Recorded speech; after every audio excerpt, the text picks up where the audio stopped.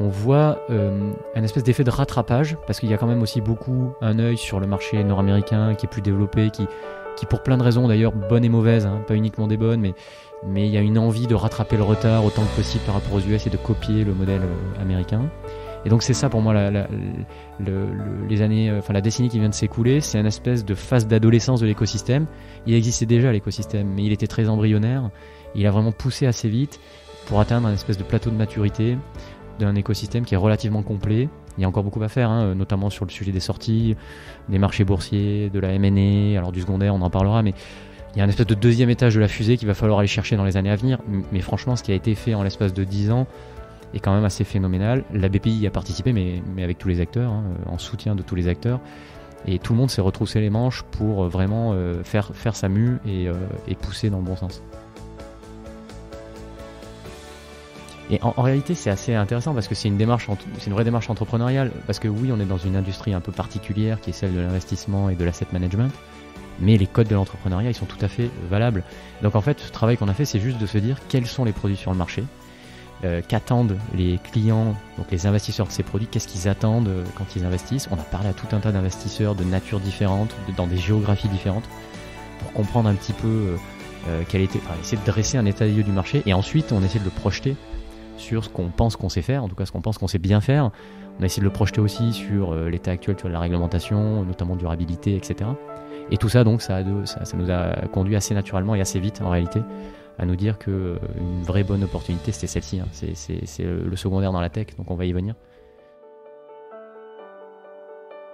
Parce que la communauté est clé, parce que l'entraide nous possède, on a décidé de mettre en lumière tous ces visionnaires. Bienvenue dans le podcast Build a City for Good de Daphne. Bonjour à tous, ravi de vous retrouver toutes et tous dans le podcast de Daphne.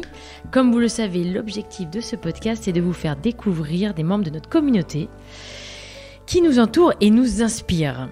Avec moi aujourd'hui, pendant les 45 prochaines minutes, peut-être une heure même, parce que souvent avec elle, on a des choses à dire. Ma chère Sauvane Saint-Léger, tu es parmi nous, merci. Absolument, et bonjour. Un plaisir. Bonjour.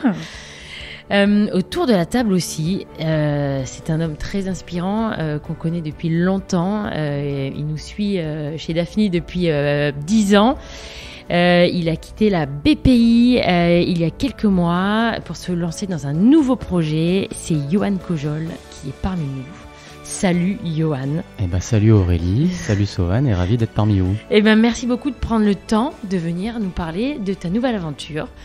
Mais avant de parler de tout ça, on va quand même te poser les questions qu'on adore et on veut savoir un peu qui es-tu, d'où viens-tu, de quelle région, comment es-tu arrivé à Paris, à la BPI, les études, t'as des frères, t'as des sœurs. On veut toute l'histoire. On va tout. Et du coup, ça va répondre à des questions de la vidéo là. Ok, la version un peu longue. Non, mais alors écoute, on va commencer par le commencement. Donc 37 ans. Marié, papa d'un petit garçon. Je dirais que je suis un ingénieur contrarié qui est devenu investisseur dans la technologie. Donc je suis parisien d'adoption depuis une quinzaine d'années, mais avec un respect profond pour mes racines provinciales, qui moi sont du côté de Montpellier et de Toulouse. Je dirais que sur mon temps libre, je suis sportif, musicien amateur. J'aime bien les romans de science-fiction. Pour répondre à ta question, je suis issu, pour faire simple, d'une famille classe moyenne, avec un papa patron d'une TPE, donc d'un petit cabinet d'expertise dans le domaine de la construction, maman de formation comptable qui a travaillé 30 ans avec mon père, principalement s'occuper des aspects administratifs, donc petit business familial, un frère jumeau et une petite sœur, une enfance, le souvenir en tout cas d'une enfance très heureuse. Manque de rien, absolument rien. Pas de superflu non plus, tu vois, on te fait toucher quand même la valeur des choses un peu tout le temps. Et puis, je dirais une enfance marquée avec pas mal de sport et à l'adolescence pas mal de jeux vidéo, très classique. Mais le sport, ça a été important, moi je pense, dans ma construction personnelle. C'était beaucoup de judo à l'époque. J'avais un super prof, un super mentor. Noir, je me suis arrêté au premier dan. Faut pas s'approcher de Yoann. Une arme blanche. Non, mais il va nous faire une prise là. Et... c'est les valeurs sportives évidemment, Oui. de dépassement de soi, tout ce qu'on connaît, mais c'est aussi le code moral. Au judo, il y a une espèce de code moral, de code éthique. Et puis c'est le premier contact avec la compétition, avec un prof qui a été plus qu'un prof, qui a été un mentor et qui poussait beaucoup. Donc ouais, c'est vraiment des années heureuses et bon, assez classique pour un jeune garçon, quoi. Et donc, tu fais une école d'ingé, Ouais. mais tu es contrarié. Non, mais en fait, je dis contrarié parce que mon modeste parcours est un cheminement en fait de transition qui n'était pas vraiment, ou une espèce de métamorphose qui n'était pas forcément prévue ou anticipée. Donc, pour tout te raconter, moi j'étais parti sur une formation technique, je m'étais inscrit à un IUT en terminale, j'avais même été accepté, tu vois. Bon, j'étais en partance pour une formation dans la région, et puis c'est mes profs, tu vois, qui m'ont un peu rattrapé, ça devait être maths et physique, en me disant bah, tu devrais regarder une prépa. Donc je me retrouve en prépa, sans trop savoir d'ailleurs exactement si je veux faire à la fin une école généraliste, une école technique, une école de chimie, voilà. Et puis je me retrouve à l'ENSET en télécom, donc ce que j'ai adoré. Et puis à l'ENSET, enfin dans ces écoles-là, donc on est dans les années 2005, 2006, 2007. À ce moment-là, c'était bien vu de faire une expérience à l'étranger. Et en fait, tu vois, je décide de ne pas la faire. J'arrive à choper un stage sympa chez IBM à Paris. Et je me dis, en fait, c'est plutôt ça que j'ai envie de faire plutôt que de cocher la case étranger. Alors, je le regrette un peu d'une certaine manière parce que ça reste un regret de ne pas avoir fait ça durant mes années d'études, hein, donc l'expérience à l'étranger. Mais voilà, je me dis, en fait, pour moi, l'étranger, ça va être Paris. Je suis très provincial à ce moment-là. Et donc là aussi, c'était pas forcément anticipé, mais c'est vraiment la découverte d'une ville que je trouvais impressionnante au démarrage. Pour tout te dire, tu vas être très sensible à ça, Aurélie, c'est la perte de l'accent. Parce qu'en fait, moi, toute la journée, au début, c'est marrant, mais toute la journée, les gens qui te disent « Oh, vous avez l'accent du soleil », bon, c'est un peu pénible à la longue. Donc en fait, il y a une espèce vraiment de métamorphose à ce moment-là. Tout à fait. Donc tu perds l'accent à ce moment-là. Ouais. Ah, complètement. Ouais, tu le gommes, ouais. Tu le gommes. Pour rentrer dans le stéréotype Ouais. et te fondre un peu dans le paysage. Et donc voilà, donc c'est une succession d'étapes. Ensuite, je fais à la sortie de mon stage chez IBM, je fais 2 ans de conseil dans les télécommunications et la cybersécurité, donc chez Waystone. Et là, en fait, pareil, je sens que c'est pas la bonne orientation définitive pour moi. Ça me plaît bien et ça se passe bien, hein, pour être très clair, mais je me projette pas et surtout je sens que voilà, j'ai pas encore trouvé ma bonne voie, celle sur laquelle tu peux vraiment lâcher les chevaux et t'épanouir totalement. Et donc je décide de poser ma démission et de repasser par un master. Alors à l'époque c'était HEC, parce que en fait j'avais un intérêt personnel de plus en plus vif pour tout ce qui était économie-finance, que j'avais assez peu vu dans ma formation d'ingénieur, qui était évidemment beaucoup plus tournée vers les sciences. Et donc voilà, je me dis je vais en fait d'une certaine manière compléter ma formation et puis et bien, tant qu'à faire, j'avais vendu un projet M&A parce qu'il faut se replacer, on est en 2010, la voie royale à l'époque, c'était la FUSAC, la M&A. Et puis par ailleurs, moi, ça me permettait éventuellement de marier mes premiers amours dans les sciences et la technologie avec ma formation HEC. Et en fait, c'est pas du tout comme ça que ça s'est passé. Quand j'ai cherché mes stages et mes débouchés à la sortie du master, en fait, j'ai rencontré un gars qui s'appelle Daniel Balmis, qui à l'époque, alors ça s'appelait pas encore la BPI, ça s'appelait CDC Entreprises. C'était une des entités c'était une filiale de la Caisse des dépôts à 100% et qui ensuite a été fusionnée pour créer la BPI quelques mois plus tard. Et voilà, un entretien assez simple, mais un très bon fit avec Daniel à l'époque. Et donc, je réfléchis en me disant, mais c'est quoi ce métier du private equity? Alors, c'était pour faire de l'early stage direct. Donc, c'était pour faire grosso modo ce que fait Daphne, mais à l'intérieur de CDC Entreprises en 2010. Et donc, je suis rentré, j'ai fait ça quelques mois en stage, puis ensuite converti évidemment en CDI. Et assez rapidement, Daniel, qui à l'époque chapeautait 2 activités, en réalité il était responsable de l'activité d'investissement dans les fonds, donc le fameux fonds de fonds, et il avait initié cette activité d'investissement en direct dans les startups en early stage, dans le digital. Et donc il m'avait d'abord embauché là-dessus parce qu'il avait un besoin, et ensuite assez rapidement il me propose de basculer sur l'activité d'investissement dans les fonds. Et là aussi c'est une étape un peu de transformation pour moi parce que... Et là, t'as quel âge? Bah là, j'ai 26 ans. Ouais, ok. Et à ce moment-là, en fait, la mode, c'est plutôt de faire du direct, de l'early stage dans les startups. C'est assez cool. C'est en train d'arriver massivement en France et en Europe. Ça existait déjà, hein, mais c'était très très confidentiel et on est au début de l'explosion de la French Tech, au tout début. Exactement. Donc, du coup, là, l'écosystème, il n'est pas encore florissant. Enfin, il y a, mais il y a beaucoup moins qu'il y a quoi comme boîte il y a 10 ans là. Tu avais déjà quelques gros acteurs du marché, quelques marques qui existent encore aujourd'hui, bien entendu, des Sophie Nova, des Partech, des Idinvest, etc. Et en entrepreneur? En entrepreneur, effectivement, tu es vraiment sur la première génération de gens que vous connaissez bien, comme Marc Simoncini, comme Jacques-Antoine Granjon, Xavier Niel. On est vraiment sur cette toute première génération, en tout cas pour les gens visibles, et ceux qui ont vraiment réussi à construire des grosses sociétés. Et on n'est pas du tout encore dans le foisonnement et l'explosion de la French Tech qui, elle, démarre quelque part, effectivement, plutôt à partir, enfin, je ne sais pas si on peut le dater, mais entre 2010 et 2015, progressivement. Et donc moi, si tu veux, je fais le choix d'aller sur la sélection de fonds, de ne pas prendre le poste dans le direct, qui était ouvert aussi. Donc j'en parle un peu avec Daniel, avec les gens autour de moi. Et en fait, j'aime bien cette idée de travailler un cran plus haut dans la chaîne de valeur, de travailler pas uniquement avec des fonds early stage, mais aussi avec des fonds plus late stage, avec des fonds qui ne sont pas uniquement dans la technologie. Donc pour parler très clairement dans le buyout, dans le capital développement, de travailler avec des fonds dans le digital, des fonds dans la santé, les biotechnologies, des fonds dans la clean tech. Donc si tu veux, déjà à l'époque, un choix un peu contraire, on va dire, à ce que un certain nombre de personnes, en tout cas, me recommandaient de faire. Et quel est ton métier exactement? Ça veut dire quoi? Donc tu choisis cette voie-là, ça veut dire quoi? Donc l'activité fonds de fonds, c'est quoi? On vient de voir. Ouais, c'est un nom un peu barbare pour dire que tu investis du capital, non pas directement au capital de société, mais en réalité tu les confies en gestion à des gérants de fonds. L'exemple typique étant Daphni, mais il y en a plein d'autres, chacun ayant en fait son ADN, sa stratégie et donc proposant son produit financier avec des caractéristiques qui sont différentes. Et donc le but, c'est de constituer des portefeuilles qui soient composés d'actifs qui ne sont pas donc des sociétés, mais qui sont des fonds, des parts de fonds. Et donc ça, pour parler en langage plus financier, en fait, ça te permet d'avoir un couple risque-rendement qui est un petit peu différent, puisque évidemment, tu te retrouves en transparence dans ton portefeuille sous-jacent à avoir une quantité de sociétés très supérieure à ce que tu peux avoir dans un seul portefeuille d'un fonds, dans lequel, en moyenne, tu vas plutôt avoir 15 à 25 sociétés.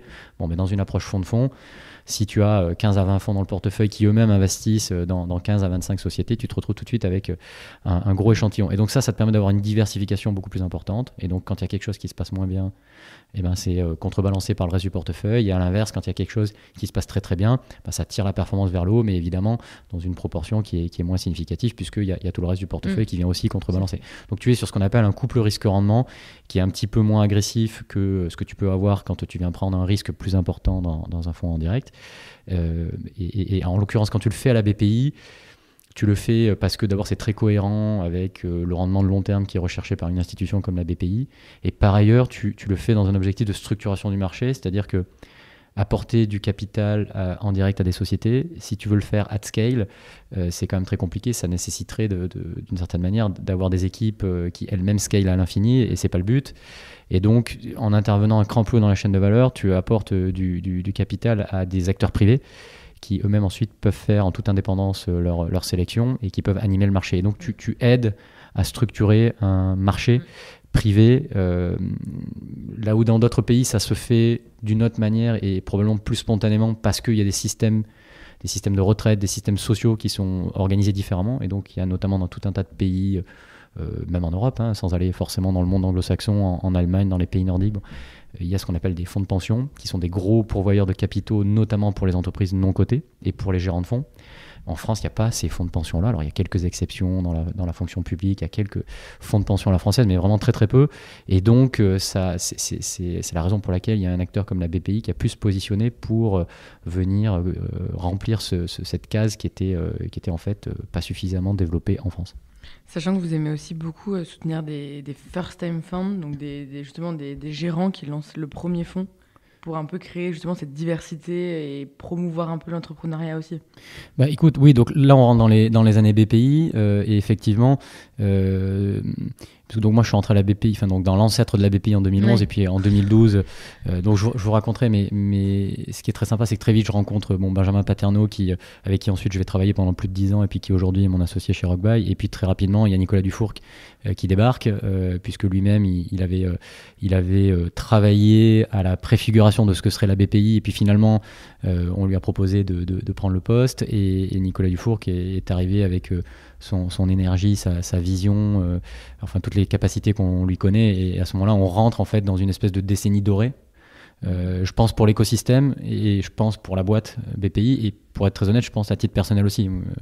C'est vraiment un cycle incroyable. Moi, je considère avoir eu, alors on a beaucoup travaillé, mais je considère avoir vraiment eu un grand honneur que de pouvoir vivre ça de près et contribuer en étant un petit rouage, mais de pouvoir contribuer vraiment à cette grosse machine. C'est beau. Ouais, c'est vrai. Ouais. Et donc, pour avancer sur ta question, ça fait partie des choses, oui, qui ont été mises en place et auxquelles j'ai eu le plaisir de participer durant les années à la BPI. C'est vraiment... Et puis je considère aussi, c'est le rôle d'une banque de développement d'une certaine manière, c'est-à-dire qu'il faut faire un travail très sérieux de sélection, puisqu'à la fin de la journée, ça reste des produits financiers, même sur un fonds de fonds, évidemment, il faut aller chercher les meilleurs sur tout un tas de caractéristiques, et pas d'ailleurs, il y a du financier, il y a aussi de l'extra-financier de plus en plus, et vous y êtes très sensible chez Daphni. Donc sur tout un tas de sujets, il faut aller chercher les meilleurs. Oui, c'est ça, et tu as plusieurs critères de sélection. Tu as tout un tas de critères de sélection, et ce faisant, tu peux aussi t'intéresser à des choses un peu plus originales, à des stratégies un peu plus originales, notamment celles qui sont portées par des premières équipes. Alors dans le jargon, on parle de first time team et de first time fund. Bon, ce qui sont deux choses différentes, parce que les premières équipes, c'est vraiment les personnes qui s'associent pour monter un fonds, mais qui n'ont jamais travaillé ensemble, qui n'ont jamais géré de fonds. Et les first time funds, donc les premiers fonds, c'est des équipes aguerries qui parfois ont travaillé dans d'autres structures et qui à un moment donné décident de sortir de ces structures-là pour prendre leur indépendance et pour lever leurs fonds. Et donc à la BPI, nous ce qu'on faisait à l'époque et ce que continue à faire la nouvelle équipe, c'est d'accompagner un nombre significatif de ces équipes-là qui ont plus de mal à se financer sur le marché. Parce que clairement, tu prends un risque supérieur, qui est le risque que l'équipe s'entende pas forcément aussi bien que c'était prévu, qui est le risque que cette stratégie qui est proposée, qui est un peu nouvelle et qui donc potentiellement offre aussi des perspectives de création de valeur qui sont un peu supérieures, parce que ce sont des gens souvent qui ont vu des failles sur le marché qu'ils vont chercher à exploiter, mais tu prends aussi le risque que cette stratégie soit mal maîtrisée ou qu'en tout cas elle ne délivre pas la promesse qui était prévue. Et donc tu prends un risque un peu supérieur, ce qui fait qu'il y a beaucoup de gérants de fonds qui, par principe, c'est-à-dire que c'est indépendant même de la qualité des projets en eux-mêmes, mais qui par principe ne s'intéressent pas à ce type de projet-là parce qu'ils apparaissent comme trop risqués par rapport en fait, au niveau de risque que eux souhaitent prendre ou sont autorisés à prendre par leur mandant. Et donc la BPI, c'est pas la seule, hein, mais ça fait partie des acteurs qui est capable de venir accompagner ces acteurs et ce faisant là aussi de jouer son rôle de banque de développement, c'est-à-dire de participer sans cesse à la régénération du marché, de ne pas avoir un marché qui se sclérose sur des acteurs uniquement existants qui reviendraient régulièrement sur le marché, mais aussi de générer, enfin de stimuler l'arrivée de nouvelles équipes sur le marché qui viennent un petit peu d'abord proposer des stratégies alternatives et nouvelles, et puis aussi d'une certaine manière challenger les acteurs existants. Oui. Ce que fait le Fonds européen d'investissement au niveau européen, ce que fait la KfW en Allemagne d'une certaine manière. Ensuite, tout le monde le fait avec un peu sa propre grille de lecture et avec une intensité qui peut être variable, mais c'est quand même ce que font la plupart des banques de développement. Donc BPI pendant 10 ans. Et attends, tu veux déjà passer à la question j'ai envie de après? savoir, Ah oui, je sais, mais Rockbuy. attends.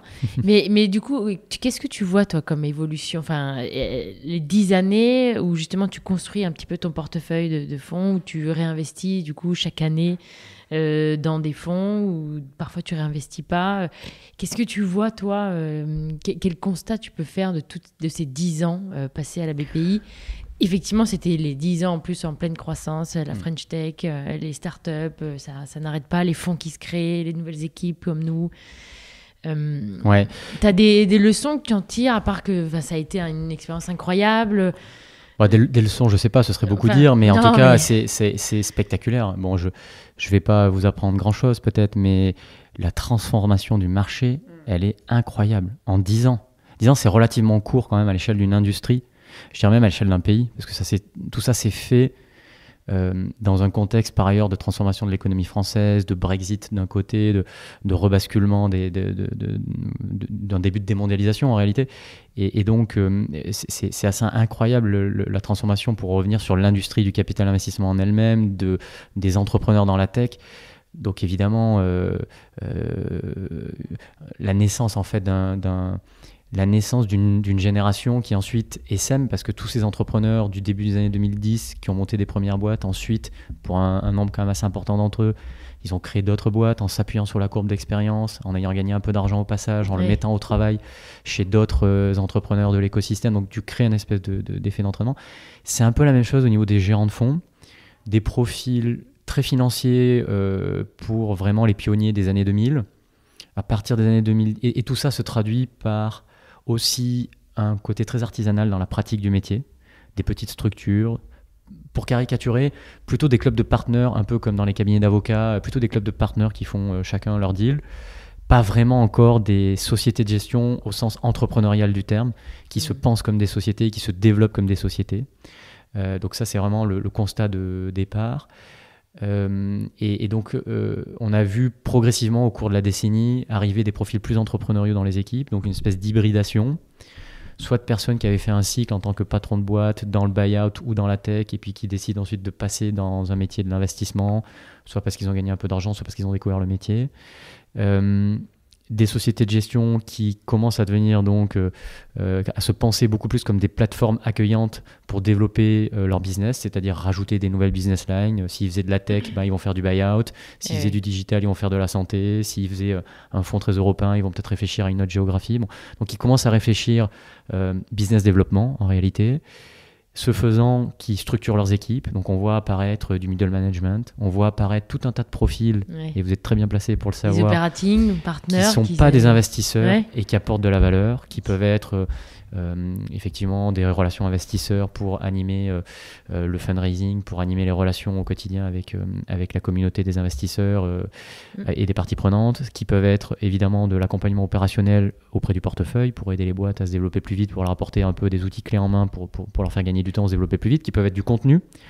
Et ça aussi, ça a beaucoup participé, je le pense sincèrement, à la croissance de l'écosystème et au rayonnement même de l'écosystème français. Donc en fait, on voit un espèce d'effet de rattrapage, parce qu'il y a quand même aussi beaucoup un œil sur le marché nord-américain qui est plus développé, qui pour plein de raisons d'ailleurs, bonnes et mauvaises, pas uniquement des bonnes, mais il y a une envie de rattraper le retard autant que possible par rapport aux US et de copier le modèle américain.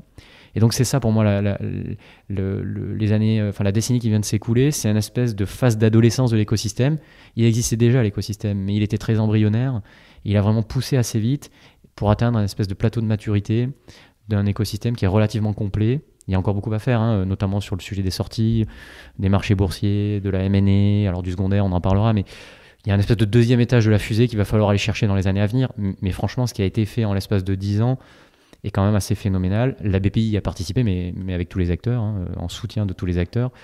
Et tout le monde s'est retroussé les manches pour vraiment faire sa mue et pousser dans le bon sens. Et donc, quel a été, à un moment donné, le constat après 10 ans? Qu'est-ce que toi, tu as vu donc avec Benjamin Paterno, avec qui tu as travaillé pendant 10 ans? Vous vous êtes dit, tiens, vous avez trouvé une faille, vous avez trouvé quelque chose où il fallait une brèche, où vous aviez peut-être quelque chose à faire? Ouais, à force de voir ces gérants, à longueur de journée, vous vous êtes dit, bon, on va passer de l'autre côté de la table. Ouais, j'en pouvais plus des réunions avec Sovan, donc en fait on s'est dit il faut faire quelque chose, il faut partir. Il faut savoir que quand la BPI investit, ils sont très investis, très commit.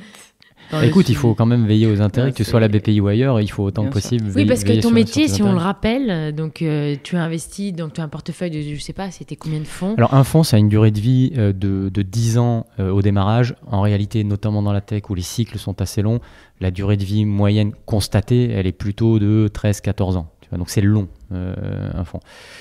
À la BPI, dans le portefeuille, moi quand je suis parti en début d'année, il y avait un peu plus de 550 fonds, avec à peu près 200 relations d'affaires, puisque parfois on est investisseur dans plusieurs fonds d'une même relation d'affaires quand on est dans une institution comme la BPI. Et donc oui, ça fait du monde, ça nous a aussi donné l'opportunité d'ailleurs de travailler l'animation du portefeuille, parce que d'une certaine manière, c'est aussi un gisement de matières premières de gens très très intéressants et très smart, et pour lesquels tu peux vraiment travailler aussi l'effet synergistique au sein du portefeuille. Mais donc oui, c'est des portefeuilles assez larges. Tu composes, c'est pas 550 fonds dans un même portefeuille, il y a des mandats. Certains mandats poussés à l'extrême sont pour un seul investisseur, d'autres sont pour plusieurs investisseurs dans un format assez classique de fonds. Et puis évidemment, il y a tous les mandats directement pour le compte de la BPI, donc ce qu'on appelle les fonds propres.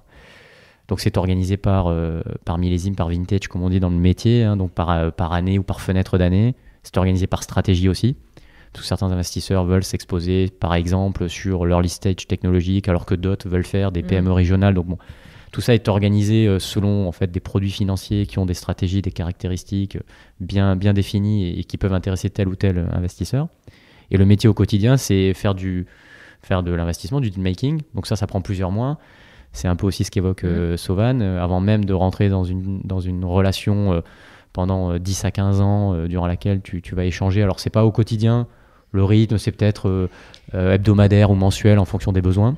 Oui, c'est stratégique aussi, effectivement. Et puis sur les moments clés de la vie du Exactement. fonds, quand il y a des sujets à arbitrer, quand il y a des sujets d'équipe. Mais ce qui est très agréable aussi pour nous du côté fonds, c'est que vous avez aussi une vision de tout l'écosystème ou des autres fonds, etc., qui est agréable d'avoir justement cette vision un peu plus de haut sur les moments, les revalorisations, enfin plein de sujets un peu différents, où vous apportez aussi cette expertise qui est nécessaire, avec le FEI notamment.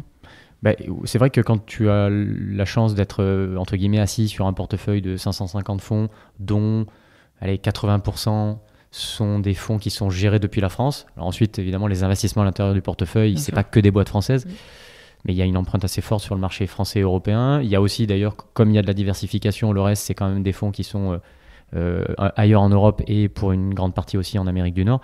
Quand tu as la chance d'avoir ce poste d'observation, là aussi, ça fait probablement partie du rôle d'une banque de développement, d'être dans une approche constructive vis-à-vis de ses partenaires et des fonds dans lesquels elle investit, et donc d'essayer d'apporter ce benchmark, si je puis dire, à ses partenaires, en tout cas ceux qui le demandent.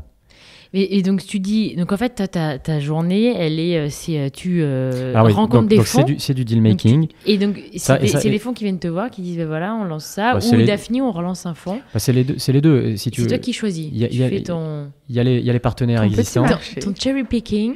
Non, mais vous êtes quand même très sollicité. T'étais super bien assis, toi, en fait. T'étais dans poste. Je vais te raconter pourquoi j'ai décidé de partir, mais le poste était très confortable. Ça, il n'y a pas de sujet là-dessus. Est-ce que tu cherches le confort avant tout? Non, mais attends, confortable ne veut pas dire qu'on ne travaille pas, mais je disais, t'as une position comme nous. Enfin, remarque, nous, la relation est un peu en train de changer. Avec les entrepreneurs, on devient challengé, mais. Toi, c'est vraiment, on vient de voir, c'est toi qui fais ton non, franchement, je pense que c'est réducteur d'aborder les choses comme ça. Je suis le vexé. Non, pas du tout. Mais parce que ce que tu dis est vrai, c'est-à-dire qu'il y a un certain nombre, il y a déjà 550 fonds avec lesquels on travaille. Donc évidemment, ceux-là, quand ils réfléchissent à lever leur véhicule successeur ou quand ils réfléchissent à développer une nouvelle activité au sein de leur structure, bien entendu, ils viennent nous en parler. Et souvent, d'ailleurs, ils le font très en amont, avant même que ce soit vraiment un enjeu pour eux de venir se confronter au marché. Puis ensuite, il y a évidemment tous ceux qui entendent parler de nous et qui voient très bien le rôle et puis l'argent dont dispose la BPI. Encore une fois, déployé de manière sélective, mais très consistant dans le temps. Très consistant, ça veut dire qu'il y a un montant investi qui est très significatif. Pour donner un ordre de grandeur, les 3-4 dernières années, c'est 1,5 milliard en moyenne uniquement dans des fonds du côté de la BPI. Et donc, évidemment, tous les acteurs savent qu'il y a des possibilités pour discuter avec la BPI. Donc, évidemment, il y a beaucoup de deal flow qui remontent naturellement et de gens qui nous approchent ou avec lesquels on est connecté directement. Mais ce serait un peu réducteur d'en rester là, parce que la réalité, c'est que si tu te contentes de faire ça, tu as ce qu'on appelle un risque de sélection adverse, qui consiste uniquement à faire ton shopping, si je peux m'exprimer ainsi, dans ce qui t'arrive. Et c'est potentiellement se couper ou se priver d'une partie de personnes qui sont peut-être même celles auxquelles tu as envie de parler, parce qu'eux-mêmes ont en fait pas du tout de problème pour lever de l'argent parce qu'ils sont très bons. Et donc, ils n'ont pas forcément besoin de venir toquer à la porte et accepter même de rentrer dans un processus un peu long, tel que nous on le pratique à la BPI, où vraiment on décortique l'opportunité avant de décider d'investir. Et donc évidemment c'est un tout petit peu painful pour pardon pour le vocabulaire anglais, c'est un tout petit peu lourd pour dans l'écosystème il y a beaucoup de franglais. Oui, mais si on peut contribuer à atténuer ça, je pense que c'est pas mal. Allez, challenge accepté pour la fin du et donc en fait, t'as besoin d'aller aussi chercher ces gens-là pour les connaître. Bien et puis sûr, éventuellement voir si tu as envie de les incorporer dans ton portefeuille. Et puis par ailleurs, il y a aussi toute l'activité qui s'est beaucoup développée, et moi j'y ai beaucoup contribué, je pense, ces dernières années pour ouvrir un peu la diversification géographique du portefeuille de la BPI, donc pour investir, pour dire les choses très clairement, dans des fonds qui ne sont pas basés en France, parfois même qui ne sont pas basés en Europe. On fait ça pour différentes raisons. D'abord parce qu'on a des mandats d'investisseurs qui nous demandent de faire une sélection à l'étranger, et puis aussi parce que avec les fonds propres de la BPI, ça permet de travailler avec des très bons acteurs étrangers et de les encourager, pour le dire de manière soft, à venir déployer une partie du capital de leurs fonds dans l'écosystème français. Donc en fait, tous ces gens-là, ils sont à l'étranger, ils connaissent pas forcément la BPI. Et puis surtout, ils n'attendent pas forcément après un acteur étranger comme la BPI pour construire leur levée de fonds. Et donc cela, c'est une approche très différente. D'ailleurs, en général, la BPI investit plutôt en deuxième, ou en tout cas pas du tout en premier closing. Donc elle ne fait pas partie des premiers investisseurs. Elle investit des tickets plus petits aussi. Et donc pour tous ces gens-là, il faut un peu sortir les rames, si tu veux, en tout cas les bons, si tu veux travailler avec eux. Donc, et ça c'est bien parce qu'effectivement, ça permet de ne pas uniquement être assis sur une position très confortable où tu serais uniquement attentiste vis-à-vis des projets qui remontent. Voilà. Donc, juste on finit, il y a quotidien, deal making. Attention le franglais. Ok, donc tu... T'as trois choses, en tout cas. Et après, t'as le suivi dans mon quotidien, de ton portefeuille. c'est-à-dire moi j'étais middle management, directeur d'investissement et directeur du développement. Donc je faisais une partie de mon temps sur du deal making, du suivi de ligne, donc du suivi de fonds durant sa vie. Et puis la moitié de mon temps sur le business développement de l'activité. Et donc ça, c'est tout un tas de choses. J'avais notamment une équipe de personnes qui ne sont pas des investisseurs de métier et qui sont venus avec leur expertise propre sur différentes thématiques. Donc c'est une équipe pluridisciplinaire. Et c'est la réflexion autour de la création, nous aussi, de nouveaux produits, de nouvelles business lines. C'est notamment dans ce contexte-là, ces dernières années, que l'on avait créé l'activité d'investissement, ce qu'on appelle le retail, c'est-à-dire les véhicules qui sont ouverts à des investisseurs non professionnels, donc des particuliers, avec des tickets d'entrée très bas qui permettent, grosso modo, c'est vraiment ça l'ambition sur cette activité depuis quelques années, c'est vraiment de permettre l'accès à du capital investissement sur un produit rentable de long terme à travers une sélection et une entité entre guillemets rassurante comme la BPI, puisque évidemment les produits sont conçus, le design des produits est fait de telle manière qu'on vient diversifier au maximum le portefeuille et atténuer toutes les zones de risque. Ça n'enlève pas, ça ne supprime pas totalement le risque, ça reste des investissements non garantis, mais en tout cas il y a un travail important qui est fait en amont pour proposer des produits qui soient compatibles avec ce qu'un particulier peut rechercher, mais en essayant d'apporter l'investissement de mon côté à la portée de tout le monde. Oui. Donc ça, c'est le genre de sujet sur lequel j'ai pas mal travaillé. Il y en a d'autres, mais qui n'étaient pas de l'investissement pur, tout en étant quand même très connexes à ce métier de l'investissement. Et sachant que ça peut aussi intéresser les gens qui nous écoutent, c'est que quand tu disais un faible ticket d'entrée, on est autour de 1000 ou 2000 euros sur le dernier. Oui, c'était 5000 sur le premier, 3000 sur le deuxième, et là le troisième qui vient de sortir, qui est d'une nature un peu différente, parce que celui-là c'est un fonds de primaire, alors que les deux premiers étaient des fonds de secondaire. Ça va être une super transition. Voilà, et celui-ci il est accessible à partir de 1000 euros. Exactement. Donc ça aussi permet de démocratiser justement l'accès au private equity et au VC. En tout cas... Qui est assez compliqué aujourd'hui pour les personnes. En tout cas, ce qui est intéressant, c'est que quand on a fait ça au sein de la BPI, on ne savait pas trop quel serait l'accueil du marché sur des tickets aussi bas. Et en fait, ça a super bien marché. C'est-à-dire qu'on a écoulé des enveloppes de 2 fois 100 millions d'euros. Parce qu'on a reconduit En fait, la deuxième opération a été reconduite très vite après la première parce que justement, il y avait une demande supérieure à ce qu'on était en capacité d'adresser. Ça s'est écoulé d'ailleurs beaucoup plus vite. On avait prévu quelques mois de commercialisation. C'est parti en quelques semaines. Et donc ce que ça a démontré, c'est qu'il y avait une appétence pour des particuliers, des épargnants, pour le capital investissement à partir du moment où on vient avec, encore une fois, le bon produit qui a les bonnes caractéristiques. Il se trouve que pour l'instant, c'est des produits qui sont, pour l'instant, ils sont performants. Ensuite, quand on investit, on est verrouillé dans le fonds durant sa durée de vie. Donc, tout ça peut fluctuer à la hausse comme à la baisse dans le futur. Mais pour l'instant, ça se passe très bien. Donc, l'objectif, c'est là aussi de créer un effet d'entraînement. pas créer des effets déceptifs avec des personnes qui viendraient pour la première fois. Parce qu'il y en a beaucoup dans les produits BPI, il y a beaucoup de gens qui nous ont dit dans les sondages d'opinion, c'était la première fois qu'ils investissaient dans le non-coté. Donc le but, c'est quand même que ces gens-là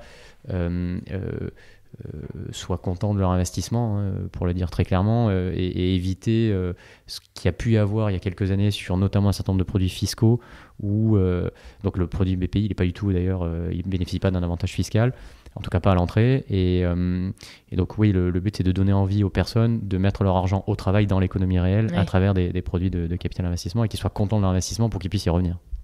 Je savais même pas que vous aviez ouvert ça. Ouais, à moindre mesure, on a aussi un peu touché une partie un peu plus retail, et c'est vrai qu'il y a une vraie appétence. Et encore une fois, le marché nord-américain est bien en avance sur justement l'accès au private equity pour les personnes physiques, et ça représente une part beaucoup plus importante qu'en France ou en Europe aujourd'hui.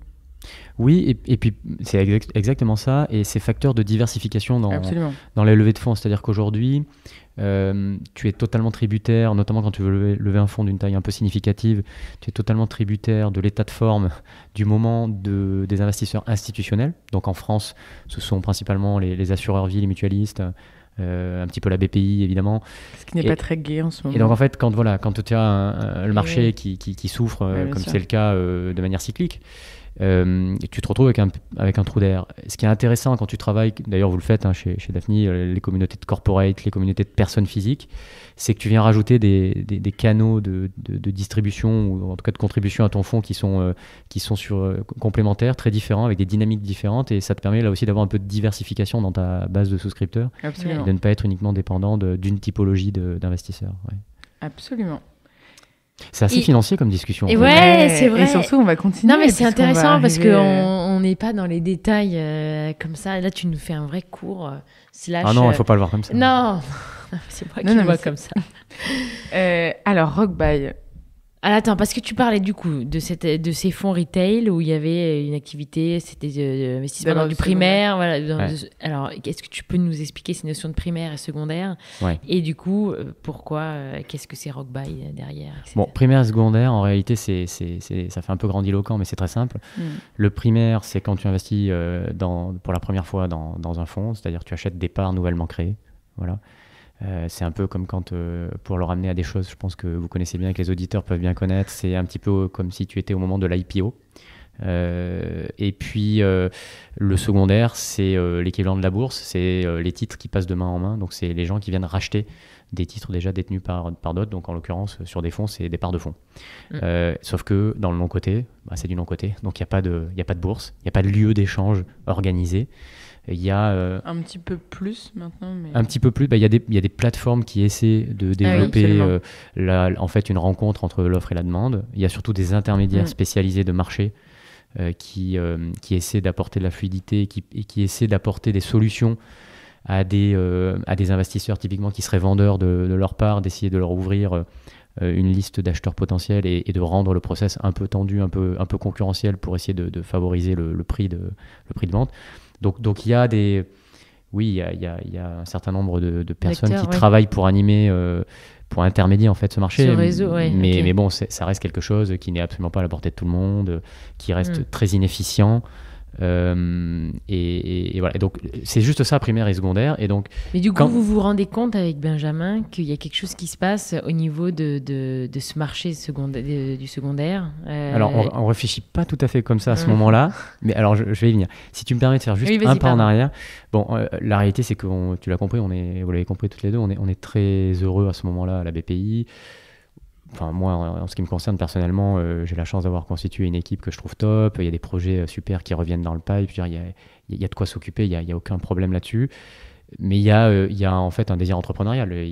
Tu vois, c'est la seule vraie explication. Il y a un désir entrepreneurial et en se disant, ce faisant, qu'on peut probablement continuer à être impactant, peut-être même être encore plus impactant en étant à l'extérieur. Et donc, pour tout te raconter, moi, je m'en ouvre assez directement à Benjamin, qui est mon boss à l'époque, pour lequel je travaille. Donc, évidemment, quand ça fait plus de 10 ans que tu travailles avec quelqu'un, tu main dans la main, tu as des discussions assez directes. Et moi, grosso modo, à ce moment-là, je commence à me signaler comme sortant, tu vois, en lui disant j'ai rien à te, tu vois, je viens pas avec ma démission, c'est pas ça le sujet, mais commence à réfléchir un peu à la résilience de l'orga parce que moi je commence à réfléchir activement à la suite. Et bon, il se trouve que lui, ça a fait écho à ses propres réflexions. C'est pas du tout la discussion n'a pas du tout pris la tournure que j'attendais, puisque grosso modo, lui ce qui me dit en retour, c'est intéressant, et puis je comprends un peu plus loin dans la discussion qu'en fait c'est quelque chose qui résonne bien chez lui aussi. Il faut pas hésiter à dire ce qu'on a. En tout cas, moi j'avais joué le jeu de la transparence, mais parce que je crois profondément qu'il y a, entre personnes intelligentes, ce qui est le cas dans nos métiers, on a la chance de travailler avec des personnes en général très éduquées, et donc entre personnes intelligentes, je pense qu'il faut faire confiance, à la discussion, à l'échange, et elle a envie de sortir proprement. Alors à la base c'était une envie plus personnelle, et puis ensuite c'est devenu une envie à deux. Mais pour tout te dire, la gestation du projet a été un peu longue, et même plus longue que prévu, parce qu'on a aussi eu à cœur, tu vois, de partir, j'espère en tout cas le plus proprement possible, le plus intelligemment possible de la BPI. Et donc, quand on a eu les premiers échanges, c'est pas le bon moment. Il y avait ce sentiment probablement de laisser un peu les équipes, les partenaires, les relations d'affaires au milieu du gué.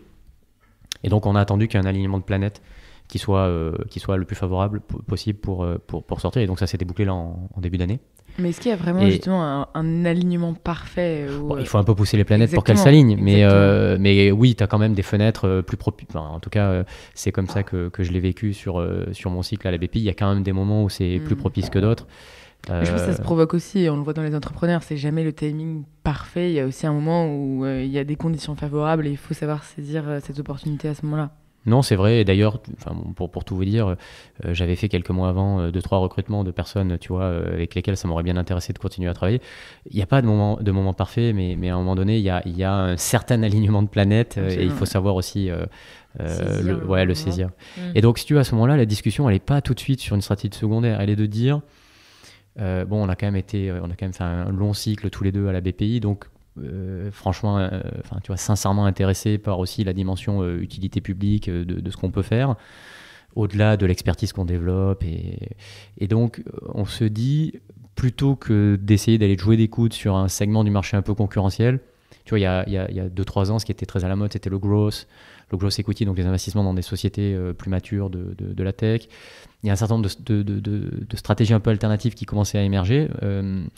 Et on se dit, plutôt que d'aller jouer des coudes sur un segment concurrentiel, essayons de réfléchir à une brique qui soit davantage complémentaire, qui fasse du sens, qui apporte vraiment quelque chose, qui évidemment soit un joli produit financier, puisqu'on y reviendra peut-être, mais le nerf de la guerre, c'est quand même de toujours rester proche des fondamentaux, et tout ça reste des produits financiers, donc il faut aussi aller chercher une performance, mais une performance qui fait du sens, et si possible avec un objet qui est utile sur le marché. Donc c'est vraiment ça la réflexion à l'origine, et donc on se dit, regardons un peu quels sont les interstices du marché, quelles sont d'une certaine manière les failles de marché qui sont moins couvertes. Et en réalité, c'est assez intéressant parce que c'est une vraie démarche entrepreneuriale, parce que oui, on est dans une industrie un peu particulière qui est celle de l'investissement et de l'asset management, mais les codes de l'entrepreneuriat, ils sont tout à fait valables. Ouais. Donc en fait, ce travail qu'on a fait, c'est juste de se dire quels sont les produits sur le marché, qu'attendent les clients, donc les investisseurs de ces produits, qu'est-ce qu'ils attendent quand ils investissent. On a parlé à tout un tas d'investisseurs de nature différente, dans des géographies différentes, pour comprendre un petit peu essayer de dresser un état des lieux du marché, et ensuite on essaie de le projeter sur ce qu'on pense qu'on sait faire, en tout cas ce qu'on pense qu'on sait bien faire. On a essayé de le projeter aussi sur l'état actuel, tu vois, de la réglementation, notamment durabilité, etc. Et tout ça, donc, ça nous a conduit assez naturellement et assez vite, en réalité, à nous dire qu'une vraie bonne opportunité, c'était celle-ci. Hein. C'est le secondaire dans la tech, donc on va y venir. Ça nous paraît vraiment être quelque chose de nécessaire, en fait. Tu vois, bon, évidemment, je vais prêcher pour ma paroisse, mais je suis sincèrement convaincu que ça fait partie du deuxième étage de la fusée là, que j'évoquais tout à l'heure, pour permettre à l'écosystème de finir d'asseoir ses lettres de noblesse. Parce que il faut plus de tout dans l'écosystème pour continuer à grandir, mais il faut notamment plus de sorties. Plus de liquidité, ouais, c'est ça. Plus de liquidité, donc plus de sorties, ça veut dire la capacité pour les fonds et pour les entrepreneurs à revendre leur boîte, en tout cas pour les fonds, parce que les entrepreneurs parfois eux ils continuent, mais à revendre périodiquement leurs actifs, Et ce faisant, du coup, remonter le cash à leurs investisseurs qui, eux-mêmes, quand ils sont venus, ils acceptent de prendre une illiquidité pendant 10 à 15 ans, mais à un moment donné, il faut quand même que le cash revienne parce qu'eux-mêmes en ont besoin et par ailleurs ont besoin de le faire tourner et de le réinvestir par la suite. Et donc, il faut plus de marchés boursiers, et ça, il y a tout un tas de gens qui y travaillent, mais ça va prendre du temps. Et par ailleurs, dans la période actuelle, les marchés boursiers, c'est quand même très très fermé. Il faut probablement aussi plus de M&A et notamment d'investisseurs stratégiques en Europe. Donc là aussi, j'ai le sentiment que les choses bougent, mais ça prend du temps. Et en ce moment, c'est compliqué aussi. Ouais. Parce que par ailleurs, il y a aussi les effets de cycle macro qui jouent, et en ce moment, c'est très compliqué. Et il faut aussi plus de secondaire. Et le secondaire, c'est quelque chose qui est très bien développé sur un autre segment du marché qui est celui du buyout. Donc c'est quelque chose qui est très bien connu, très bien identifié. Dire que c'est standardisé, c'est peut-être beaucoup dire, mais en tout cas, il y a une certaine forme de... Enfin, c'est assez standardisé, quoi. Le secondaire dans la tech, ça existe un petit peu aux États-Unis, un petit peu en Asie. Ça existe très peu en Europe. Donc, je prétends pas que Rockbuy, on est les seuls et qu'on va être les seuls, mais en réalité, il y a de la place pour tout le monde, et il n'y a pas vraiment, pour caricaturer, il n'y a pas vraiment de pure player qui fait ça à une échelle un peu significative en Europe. Et on pense que ça fait partie des briques qui sont nécessaires pour pouvoir permettre à l'écosystème de continuer à grandir. Et donc, qu'est-ce que ça veut dire pour nous, le secondaire ? C'est pas racheter des parts en direct dans des boîtes, ce que font certains, qui permet progressivement de construire des positions dans des boîtes qui sont difficilement accessibles, pour lesquelles il n'y a pas de nouveau tour de financement, mais en rachetant des investisseurs qui veulent vendre leur part ou des business angels de la première heure, ça permet... Des employés ? Ou des employés. Ce qu'on fait, nous, à l'intérieur de notre portefeuille, lorsqu'il y a des opportunités de secondaire, justement. Exactement. Et donc ça peut permettre à des investisseurs de construire des positions dans des boîtes auxquelles ils veulent absolument accéder. Nous, c'est pas ça qu'on va faire. Nous, on travaille vraiment au niveau des portefeuilles. Donc, on fait deux choses. On propose à des investisseurs dans des fonds, donc les fameux LP, les Limited Partners, de racheter leur part, puisque eux, ils sont partis pour une aventure à 10-15 ans dans un fonds, mais ils peuvent avoir envie ou besoin de sortir en cours de vie. Et donc, ils se tournent encore une fois vers le marché du secondaire pour chercher le cas échéant des acheteurs dont on peut faire partie. Et en fait, c'est assez courant. Je pensais pas... Et ça l'est de plus en plus. Exactement. En fait, d'accepter au bout de 6 ans d'avoir déjà fait une performance qu'ils considèrent comme satisfaisante et en fait, qui préfèrent retrouver de la liquidité après 6 ans plutôt que de retrouver un plus gros multiple, mais après 10 ans. C'est un peu le choix. En fait, tu as porté le risque quelques années. Exactement. Tu as commencé à matérialiser un peu de création de valeur, parfois même au bout de 6 ans, dans ton cas, probablement un peu de retour de cash, un petit peu, voilà. Et tu peux avoir envie dans le cadre d'une gestion dynamique, ou tu peux être contraint aussi pour des raisons réglementaires. En ce moment, il y a ce qu'on appelle le fameux dénominateur effect qui joue pas mal chez les fonds de pension et chez les institutionnels. Donc tu peux avoir envie ou tu peux être contraint de vendre en cours de vie et de monétiser dans une étape intermédiaire en fait, de la vie du fonds tes intérêts. Et effectivement, tu n'iras pas chercher, tu ne joueras pas sur le potentiel final du portefeuille qui peut être bien supérieur, mais tu peux aussi te protéger à la baisse, tu vois, si jamais in fine ça. Et donc, tu sors une espèce de performance intermédiaire et tu as un acheteur de secondaire qui rachète tes parts, qui se remet dans tes baskets et qui lui va prendre le relais pour essayer d'aller chercher avec le fonds cette création de valeur supplémentaire.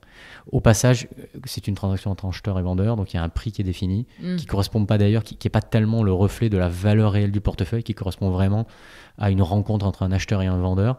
Donc ça dépend, tu vois, ça dépend de plein de choses, mais y compris même si le vendeur est pressé de vendre. Enfin, donc à un moment donné, tu as quand même une vraie négociation. Tu as un prix qui s'établit et ce prix, il embarque, et notamment dans la période actuelle, il embarque donc un discount sur la valeur du portefeuille. Et en ce moment, les discounts sont assez forts parce que c'est très difficile de mettre un prix, parce qu'il y a beaucoup d'inflation, parce que les taux d'intérêt remontent, etc. Et donc toutes ces incertitudes se retrouvent aussi dans la valeur future des actifs, dans la valeur future du départ du fonds et donc dans le prix d'achat. Mais qui tient compte quand même du potentiel à l'instant T où tu rachètes du portefeuille.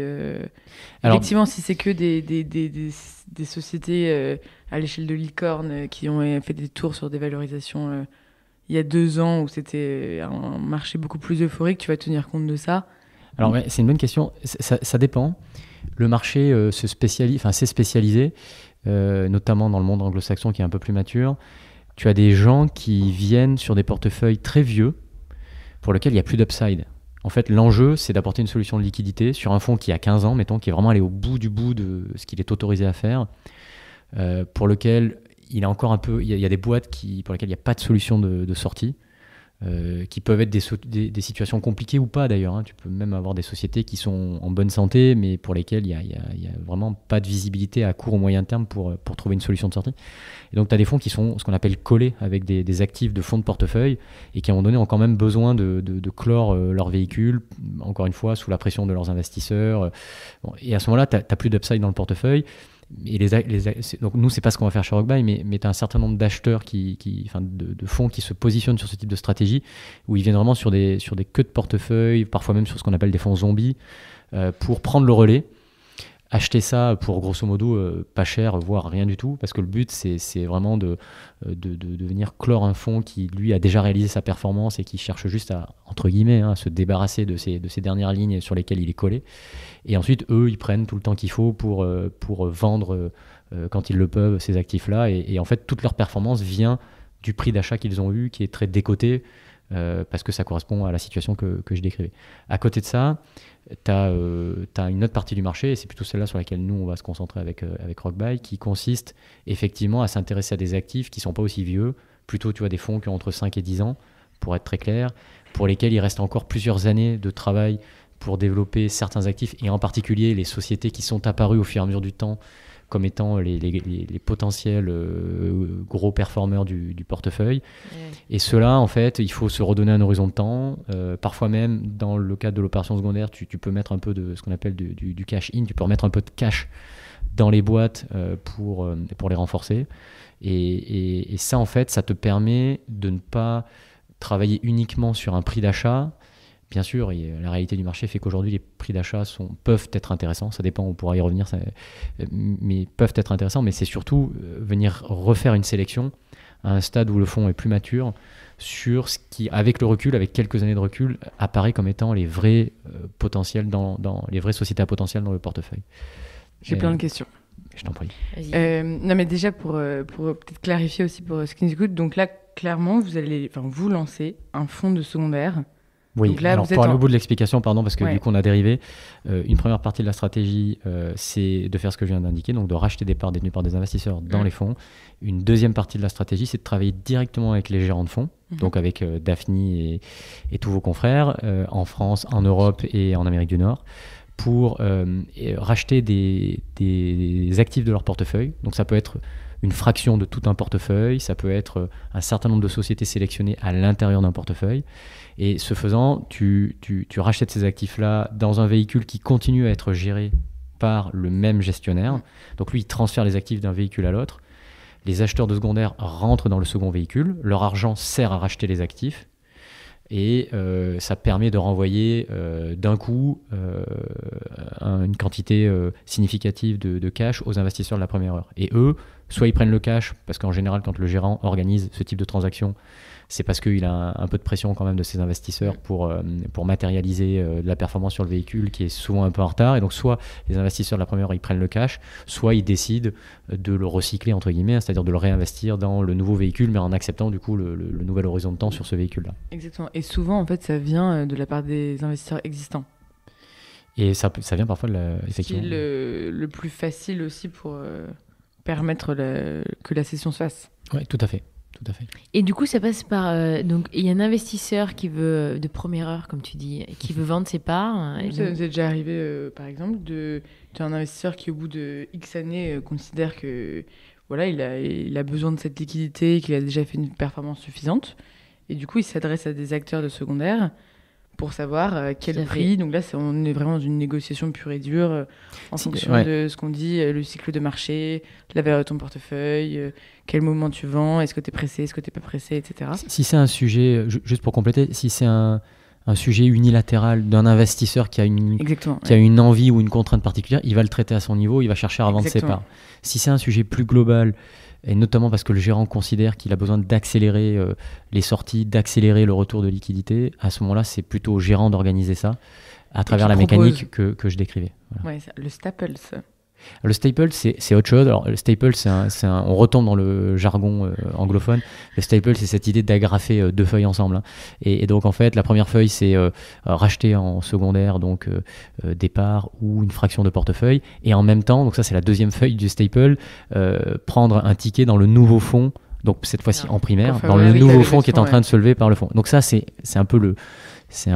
désolé de dire ça, mais c'est un peu le fantasme des gérants de fonds en se disant je vais traiter 2 problèmes d'un coup, mon sujet de liquidité sur un véhicule et remplir mon nouveau fonds qui est en cours de levée. Ça arrive parfois. C'est un monde utopique. Non, mais ça arrive parfois.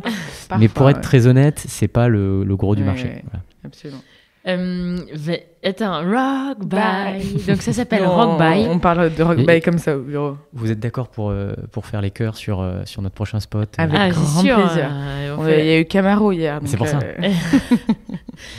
Attends, donc vous vous lancez, donc vous levez, vous cherchez des fonds pour justement 500 millions. Oui, donc tout ça c'est pour être très clair, c'est un produit qui est en cours de levée. On a attaqué ce qu'on appelle le fundraising, la levée de fonds, et on voudrait vraiment être dans le marché à la fin de l'année pour commencer à travailler. Et j'allais te demander, tu dis qu'il n'y a pas beaucoup d'acteurs aujourd'hui qui ont lancé comme ça des fonds et des produits.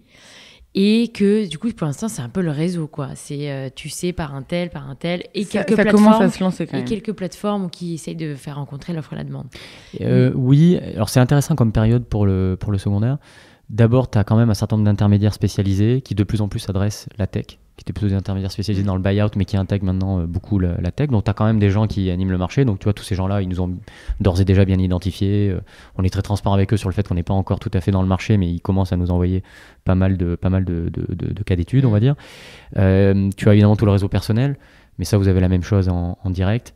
Donc ça c'est assez intéressant, c'est vraiment des gérants qui soit viendront plus tard sur le marché et veulent échanger en amont, soit ne viendront même pas sur le marché et grosso modo s'il y a une négociation de gré à gré qui fonctionne, ça peut aller au bout et puis sinon de toute façon ils feront pas. Et vous, votre réseau avec Benjamin il est quand même exceptionnel pour faire cette activité en ayant été en fonds de fonds pendant 10 ans à la BPI, c'est que vous connaissez tous les gérants, tous les portefeuilles. Oui, encore une fois, on en revient à la question initiale. On a essayé de réfléchir à un produit qui faisait du sens et sur lequel on pouvait apporter notre modeste savoir-faire et nos modestes réseaux.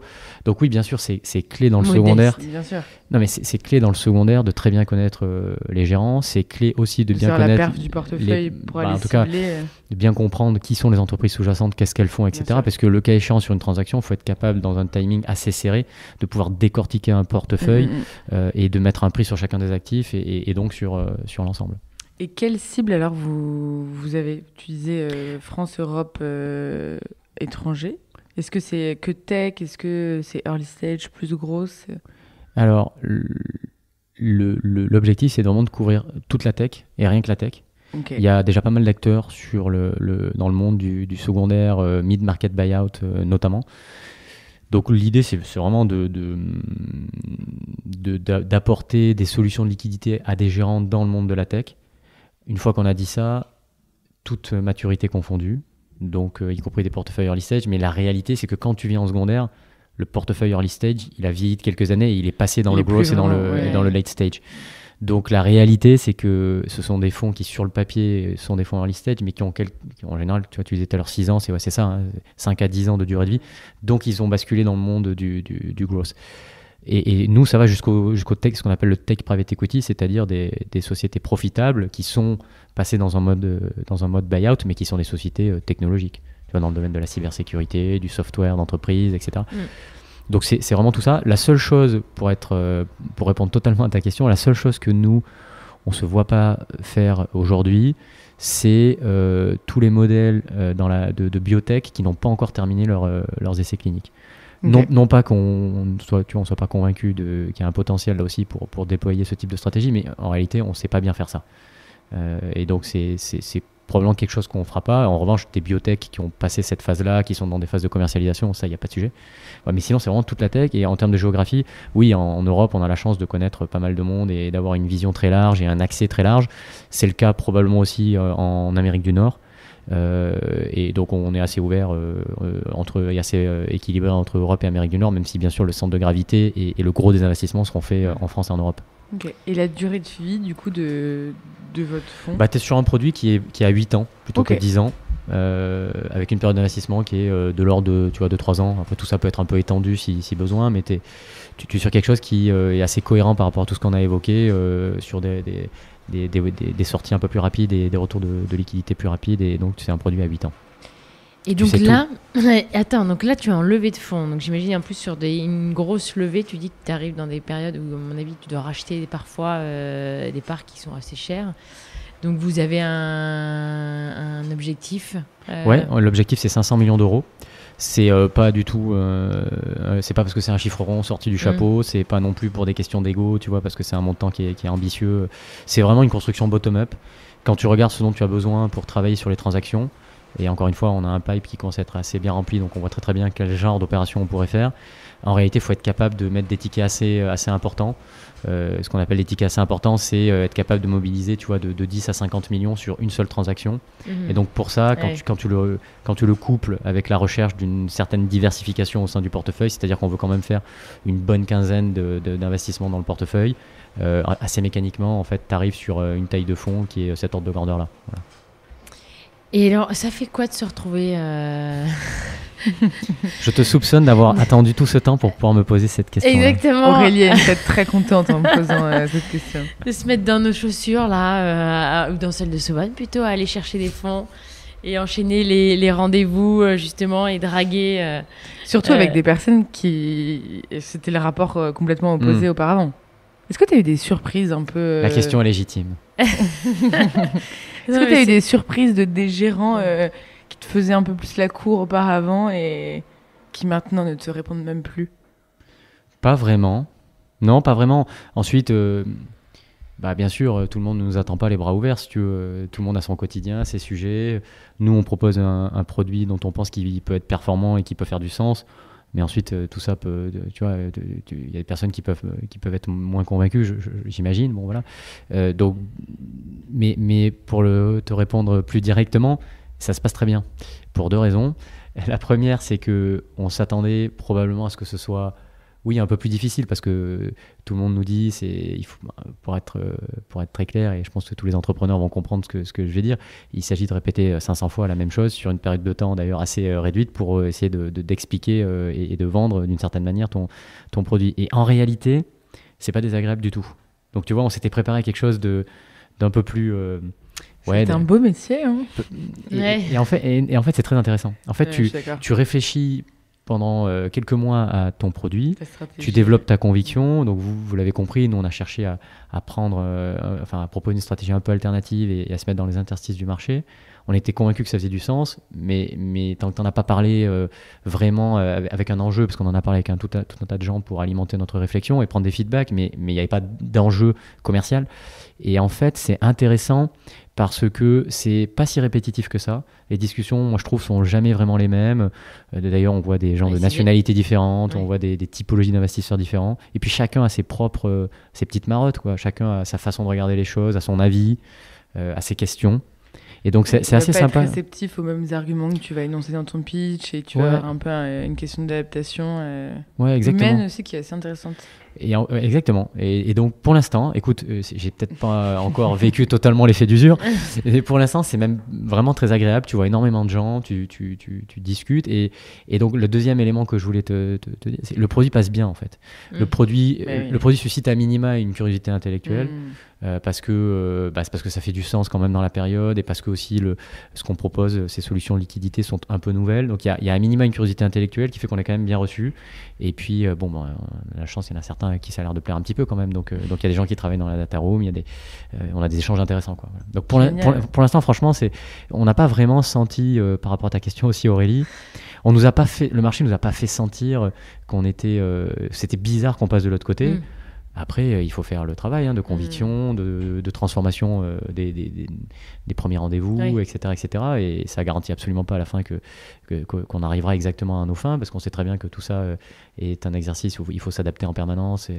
Mais en tout cas, pas du tout désagréable, et peut-être un peu d'appréhension de notre part en se disant comment ça va se passer. Et en fait, pour l'instant, c'est vraiment très sympa. Mais l'écosystème est plutôt bienveillant. Les gens sont, encore une fois... Quand tu favorises vraiment la discussion, on se positionne pas. On vient d'avoir l'échange là. on se positionne pas comme... on va pas apporter une solution à tout. Tu vois, on veut juste contribuer, là aussi modestement à notre niveau, à l'écosystème, avec un produit qui fait du sens, mais on n'a pas la prétention de tout régler. Donc, quand tu rentres dans ce mode de discussion avec les gens, tu en ressors des choses très intelligentes. Non, mais je pense que vous êtes à un moment où justement vous apportez cette solution au marché qui est en absence de liquidité et avec une volonté justement de créer des solutions un peu alternatives, et vous avez une grosse légitimité pour le faire. Bah, écoute, j'espère, ouais. Merci. Avec plaisir. Et attends, donc là, vous êtes tous les deux avec Benjamin Paterno. Ouais. Donc Benjamin, on l'a mentionné plusieurs fois, c'est la personne qui, donc lui, il est dans l'industrie depuis une petite vingtaine d'années, donc il est un petit peu plus âgé que moi, et il a eu un début de carrière lui dans un grand cabinet d'avocats international, et puis assez rapidement, il a basculé dans le monde de l'investissement au milieu des années 2000, et il a ensuite pris successivement différentes positions, mais il a dirigé l'activité d'investissement dans les fonds à la BPI entre 2016 et puis jusqu'au début de l'année 2023. Voilà, comme on en a beaucoup parlé. Ouais. Je pense que c'est important de préciser. Et donc, on est partis tous les deux. Donc, on s'est associés sur le projet et on est en train de construire l'équipe. Voilà. Oui, c'est ça. Et ça, c'est excitant aussi, ce côté entrepreneuriat, en fait, que tu touches depuis plus de 10 ans, que tu regardes et que tu vois. Ça doit être hyper excitant, en fait, tu vois, de tout construire, de lever des fonds. Après, je vais monter une équipe. Même si tu montais des équipes chez BPI, mais là, ça doit être un peu différent, non ? Ouais, bah, c'est sûr que en plus, on a fait 0 coupure, 0 interruption. Tu vois, on a terminé un soir à la BPI, on a recommencé le lendemain. C'est parce que voilà, on était impatients. Tu vois, on avait l'adrénaline, on avait envie d'en découdre. Bon. Et donc en fait, c'est marrant parce que les premiers jours, effectivement, dès que tu as un sujet, dès que tu as un problème, tu peux pas prendre ton téléphone et appeler la fonction support. Tu peux pas appeler la DSI quand tu as un problème IT. Tu peux pas appeler ton service juridique quand tu as un problème. Voilà. Et donc en fait, c'est marrant au début parce que tu te retrouves à tout faire toi-même. Et ben franchement, là aussi, on pensait qu'on le vivrait de façon un peu plus dure, et en réalité c'est marrant, quoi. Et intellectuellement c'est hyper intéressant. Et c'est intéressant, voilà. Après on n'a pas la prétention de tout faire bien, bien sûr. Mais en tout cas quand t'es deux, t'arrives assez bien à te débrouiller. Tu vois, on travaille dans la même pièce, sur le même bureau, l'un en face de l'autre, donc les discussions, les décisions et les discussions sont très fluides et se prennent très très rapidement. Génial. Donc tu retrouves, si je peux partager ça quand même, il y a aussi tu perds le support, mais tu perds aussi la lourdeur de l'organisation, le flot incessant de 500 emails par jour et de demandes qui te tombent toujours sur le coin de la tête, parfois du jour pour le lendemain. Ce que j'ai pas forcément, tu vois, ce qu'on n'a pas forcément mal vécu, ça fait partie du jeu dans ces organisations, mais c'est quand même une vraie bouffée d'air frais de reprendre une liberté totale sur ton agenda. Et en fait, tout ce que tu fais, même quand c'est des trucs très fastidieux, très administratifs, bon, tu le fais pour toi, tranquillement. Et donc oui, il y a quand même aussi la contrepartie de ça, c'est quand même tu retrouves une liberté qui est très grisante. Qui, si ça se passe bien, durera peut-être pas éternellement, tu vois. Oui, tout à fait. Génial. Est-ce qu'on avait d'autres questions pour Johan ? On va aller un peu plus dans le perso après la finance. Allez, on va s'arrêter là. Ah oui, j'avais lancé un podcast sur l'amour. On passe à ces questions-là maintenant. Non, mais... Tu confonds, c'était Camaro hier.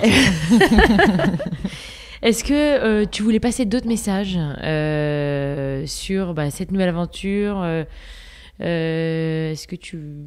Non, mais c'est sympa de m'avoir donné la parole. Non, mais je pense que l'écosystème, encore une fois, s'est énormément développé depuis une dizaine d'années, je dirais. Et je pense qu'il peut y avoir un développement encore très très fort sur les années à venir. Alors 10 ans, je sais pas, mais en tout cas au moins sur les 5 années à venir. La France est quand même l'écosystème qui, quoi qu'on en pense, est celui qui résiste le mieux actuellement en Europe. Juste là, les chiffres du premier trimestre qui viennent de sortir, il y a 30% du marché du buyout européen qui sont des deals français, donc la France est number one. Dans le venture et le growth, et en particulier dans le growth, la France est number one. Alors évidemment, c'est pas une période très très faste, mais juste ailleurs, c'est quasiment zéro. Les marchés, en ce moment, il y a très très peu d'opérations. Ça résiste plutôt bien en France. Et donc, oui, je pense que les uns et les autres, c'est pas juste Rockbuy, c'est pas juste, encore une fois, mais vous, tous ceux qui nous écoutent, il faut pas relâcher l'effort, quoi. Parce que Et pourquoi Rockbuy ? On t'a même pas posé la question. Alors, outre le fait que c'est un nom court qu'on aimait bien, qui sonnait bien, avec du franglais, qui était disponible en propriété intellectuelle et en .com. C'était donc, toutes les bonnes raisons que là aussi je pense connaissent bien les entrepreneurs. Mais en dehors de ça, pourquoi celui-ci ? Écoute, on aime bien le côté rock parce que nous, dans notre esprit, c'est le côté dynamique, rock and roll, et en même temps en finance tu le retrouves souvent parce que c'est le côté inaltérable de la pierre. Donc il y a cette espèce de double sens qui est intéressant et que tu vois d'ailleurs assez souvent en finance. Et puis le by, écoute, on fait du secondaire, donc nous on l'a écrit BY, mais on est côté by side, et on aime bien le côté aussi by your side, tu vois. Je pense que c'est des choses auxquelles vous êtes sensibles chez Daphni, mais on essaie d'être sur des solutions un peu cousu main sur chacune des opérations, d'être constructif sur les opérations, et donc ça nous allait bien. C'est toutes ces raisons-là qui font on adore, que, nous on adore. On est conquises. Est-ce qu'on lui pose ces 4 petites questions de la fin avant de raccrocher 4 petites questions, dont la première, je commence. Yoann, comment tu fais pour déconnecter, pour mettre ton cerveau en off? La réponse va pas être très satisfaisante. J'essaie de partir en vacances en même temps que les autres. Donc au mois d'août. Le reste du temps, c'est plus compliqué de déconnecter. Est-ce que vous vous êtes déjà échangé avec ton jumeau? Alors, juste, moi je vous entends plus dans le casque, mais je sais pas si vous m'entendez dans le micro. On t'entend très bien. Ah ok, pardon. Échanger avec ton jumeau, je précise, pour un parti. Ouais, c'est bon, merci beaucoup. Et alors, écoute... donc quand moi j'entends, c'est Sauvan qui n'entend plus. Après, c'est plus important toi. Ouais, c'est bon. Merci. Bon, c'est bon. Alors, écoute, je suis désolé de tuer ton fantasme. Oh non. Et non, on l'a pas fait. Je crois que, mais je vais être très honnête avec vous, je pense qu'on a un peu trop d'ego l'un et l'autre. Et quand il y avait un examen, on avait vraiment envie d'aller le passer et limite de faire mieux que l'autre, plutôt que d'envoyer l'autre à notre place. Donc, non, on l'a jamais vraiment Bonne fait. réponse. Outre le fait que si c'était le cas, je pourrais pas te le dire. Oui, exactement. Si tu me dis économie et finance, on va commencer à paniquer. L'endroit à Montpellier qu'on doit absolument aller, le restaurant. Restaurant, je suis désolé, je pourrais pas vraiment te dire parce que ça va te donner un peu des clichés. Si, j'y vais, mais ça fait 15 ans que j'y habite plus et donc quand même tout ça tourne un peu. Moi, j'aime bien le vieux quartier de l'Écusson, quoi, du côté des églises de Saint-Roch, Sainte-Anne. Moi j'aime bien. C'est des rues piétonnes, c'est très vivant, et donc là, tu as tout un tas de brasseries, de bistrots divers et variés. Et tu confirmes que Palavas-les-Flots est en train de remonter en... C'est quoi ça? Palavas-les-Flots, je confirme surtout que c'est clivant. À chaque fois qu'on en parle, soit on aime bien, soit on déteste. Il y a un hôtel un peu trendy qui a ouvert là-bas, et apparemment, à faire. Je me rappelle plus la chaîne. Et La dernière, on a envie d'un peu de soleil dans ce bureau. Est-ce que tu peux finir avec des petites expressions que tu as perdues en arrivant à Paris? Ah non. Allez. Non, arrête. On est entre nous. Tous ces efforts. Si Aurélie commence peut-être. J'ai les mains qui pèguent un peu là, tu vois, Yoann. Mais tu devrais manger de la chichoumeille. Il y en a plein, rose, jaune. D'ailleurs, il y a un moment donné, tu as dit... Oui, j'ai entendu. Il y a des petites fuites quand même. Il y a des petites fuites, mais je suis comme toi. Je l'ai perdu un petit peu, sauf quand tu on se marre. notes tes rendez-vous dans ton... agenda. Et chaque fois, il se moque de moi. L'agenda. Tu dis une année ou une année? Non, je dis une année. Ouais, d'accord. En fait, une année? Je le dis plus. Et à de suite. De suite, je dis Ah tout non, le alors temps. par contre, je vais pas au coiffeur. Je dis pas moi de non suite. plus. Ah putain. À de Non, suite, alors attends, par contre, attention, parce que Sauvan, là, tu es en train de faire un amalgame, tu vois, entre... À de suite, c'est entre Marseille et... entre le provincial et le mauvais français. Tu vois. Attendez, attention, provincial aussi. T'es sur un terrain glissant, là. Non, il y a zéro sujet. Je pensais pas qu'à de suite, c'était au coiffeur. C'était aussi terrible que dire je vais au coiffeur. Bah, tu vas plus le dire. Et je ne dirai plus jamais à de suite. Tu fais de l'essence? Je vais faire l'essence. Moi, je pense que je fais de l'essence. Ouais, d'accord. Et c'est quoi? Ça se dit pas? Non, je sais pas ce qu'il dit pas. Du coup, on n'ose plus dire que ça. Non, je sais pas, et vous? Moi, c'est ça. Non, moi, je en dis fait, plus rien, moi. Les vraies expressions idiomatiques, moi, dans ma famille, l'étage au-dessus, il parlait un peu le patois local historique, si tu veux. Donc, les vraies expressions, il y a personne qui va les comprendre. Et d'ailleurs, je les ai oubliées. Et c'est bien comme ça. Et c'est bien comme ça. Voilà. Bon, merci à tous les deux. Yoann, on te souhaite bien sûr le meilleur. Bon courage pour la levée, bon courage pour l'aventure Rock By. C'est moi qui vous remercie. Merci beaucoup. Et vraiment, si vous avez aimé cet épisode, si vous avez aimé la prochaine aventure de Yoann, si vous avez envie de le rencontrer, Yoann Kojol sur LinkedIn. Sur LinkedIn ou par email yc@rockby.com. Roxane, j'allais dire. Rock By, c'est parce que tu vois, pour moi, Rock bye. Sovan, merci beaucoup. Merci à toi. Et on C'était a passé passionnant. un Merci, très bon moment. C'est hyper intéressant. C'était très financier et ça changeait de Camaro le dernier épisode. Mais c'est pour ça. Il faut de tout pour faire un monde. Mais la c'est pour ça qu'on communauté. adore ce podcast parce que tu vois, là, tu nous as appris, en tout cas à moi et je pense certains auditeurs, beaucoup de choses hyper intéressantes. Donc Merci pour beaucoup. votre écoute bienveillante. Belle aventure à toi et Benjamin. Et puis à très vite. À très vite. C'est la suite au prochain épisode. Exactement. On te réinvitera, Johan. À plus. Merci. Salut.